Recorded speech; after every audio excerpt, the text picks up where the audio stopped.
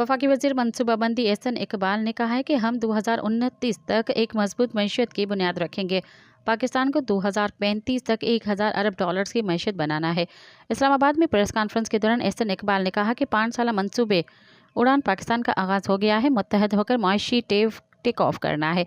माजी में पाकिस्तान में उड़ान पाकिस्तान के मौक़े ज़ाया होते रहे। उन्होंने कहा कि 2018 से 2022 तक मुआशी दलदल और कर्ज़ों के दलदल में फंसे रहे। अब हम उड़ान का मौका ज़ाया होने नहीं देंगे। पाकिस्तान को एशियन टाइगर्स बनाएंगे।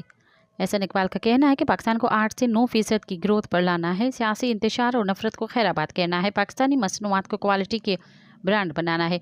2029 तक सालाना बरामदात 60 अरब तक ले जानी है, जिसके बाद अगले 8 से 10 साल में सालाना बरामदात को 100 अरब डॉलर्स तक ले जाना है।